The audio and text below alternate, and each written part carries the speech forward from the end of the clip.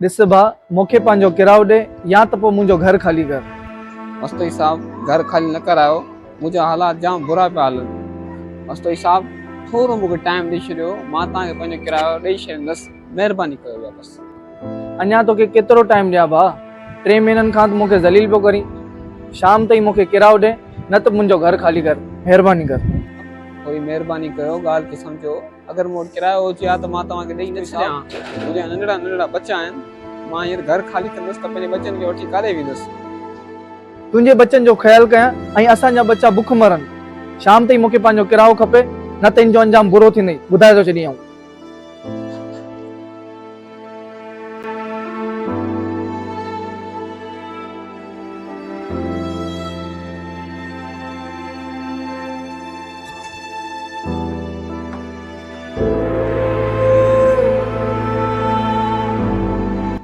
बाबा मालिक मकान हुयो न ॿाहिरि, मां सभु कुझु ॿुधी वरितो आहे। हाणे असांजो छा थींदो? ख़बर न आहे, अलाए छा थींदो।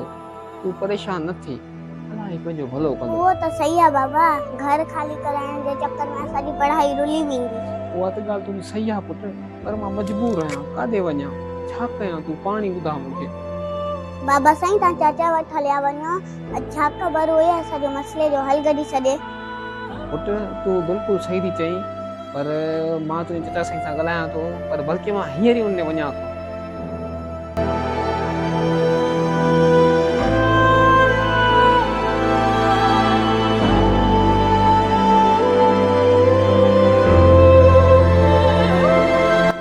छा ॻाल्हि आहे मुर्तज़ा मुंहिंजा भाउ, छो एॾो परेशान आहीं? ॻाल्हि आहे त ॿुधा मूंखे।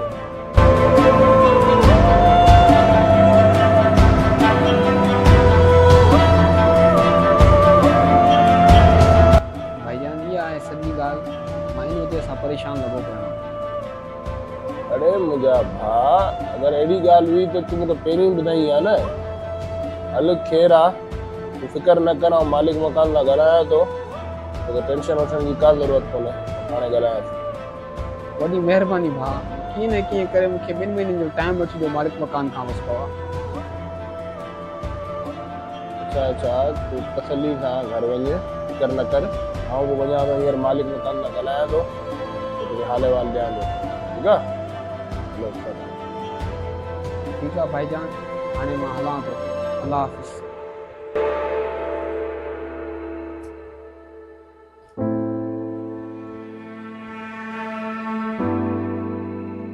ई वठो मथो हिसाब मुंहिंजे भाउ मुर्तज़ा जो 2 महीननि जो किरायो। एहसन भाई, पैसा थी मुर्तज़ा खे ॾियणा न, तव्हां छो पिया ॾियो? यार मस्तो हिसाब, तव्हांखे त ख़बर आहे मुर्तज़ा मुंहिंजो नंढो भाउ आहे, उनजा हालात हींअर सफ़ा ठीकु न आहिनि जो हू हींअर किरायो भरे सघे। हू भरे या किरायो आऊं भरियां, ॻाल्हि त साॻी आहे। तव्हांखे त पंहिंजो किरायो खपे। ठीकु आहे एहसन भाई, ठीकु आहे, महिरबानी, को मसइलो ई न आहे। अगरि ॿियो को असां लाइ को कमकार हुजे त पोइ वरी ॿुधाइजो तव्हां। मस्तो हिसाब गुज़ारिश बसि एतिरी आहे, मथे महीने ईद लॻी पई आहे ऐं ॿारनि जा पेपर बि आहिनि, एग्ज़ाम बि आहिनि। तव्हां मुर्तज़ा खे 2 महीननि जी मोहलत ॾियो त जीअं 2 महीननि खां पोइ इंशाअल्लाह तव्हांजो घर ख़ाली करे छॾंदो, रुॻो 2 महीननि जी हुनखे मोहलत ॾिजो, इहा मूं ते महिरबानी। ठीकु आहे एहसन भाई, ठीकु आहे, को मसइलो ई न आहे, वॾी महिरबानी तव्हांजी, महिरबानी। ठीकु आहे मस्तो हिसाब, ऐं हलां थो, हाणे वधीक पारत अथव, ठीकु आहे भाउ? अलाह निगो, अलाह।